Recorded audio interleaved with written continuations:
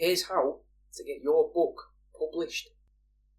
Send a copy of your book to a local newspaper, but change the title of it to My Manifesto behind, and then put the date for next week. So My Manifesto behind next week's attacks. Hire a gang of vertically challenged people of either direction, either ridiculously tall or a short person from one of them websites for stag doos. Then request that they gather in tight groups around the publisher's building until someone takes notice of them. They've been hired to do a job, so realistically they can't be asked to leave, because then the publishers may be liable for them being in breach of their contract. Write the contract in such a way that would then hold the publisher accountable for them not being able to fulfil the role that they've been paid for. Stencil quotes from your book onto some pigs. Deliver the pigs to the reception area of the building, ensuring to get a couple of them into the lift. Hire a skywriter under an alternative name, though, to write slanderous material in the sky about the publisher. Then when they get in touch, simply say, I see you're interested in my fictitious writings. And then arrange a meeting with them. They already want to talk to you. They've already paid attention to the things you've come up with. Why wouldn't they be interested in your book?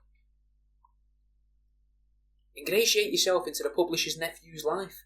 Do it so well that you all go on a lad's holiday together, and then encourage him while he's drunk to get a tattoo of the titles of your book and any future planned titles. Collect lots of free SIM cards, then repeatedly call the publisher off all these different phone numbers. They're bound to block the numbers, but if you're serious about getting a meeting with a big boss, you've got to make big boss moves. Hire various secondary school choirs to sing in the vicinity of the building.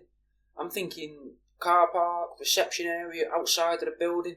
They'll be relatively cheap as well, so you'll be able to hire a few, because you'd be surprised by how underfunded music departments actually are in schools. Pay some house clearance companies to deliver house clearances to the publishing offices. If possible, arrange gift tags that say your name and contact information on them all, but make sure the note says to and from, because that way it's not fly tipping and merely gifts. Be very certain to never include any form of sink though, so that when they inevitably say you sent everything including the kitchen sink, you still have that little ace up your sleeve and you can ensure that you didn't.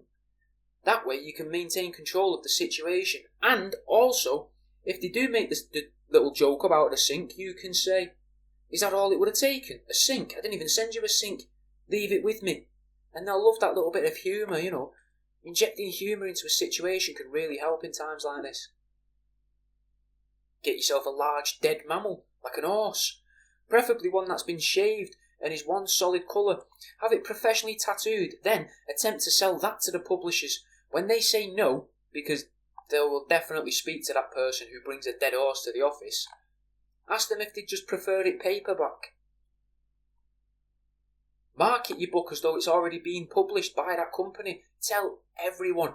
Make posters, social media posts, flyers, pamphlets, radio adverts. Set up interviews on the telly.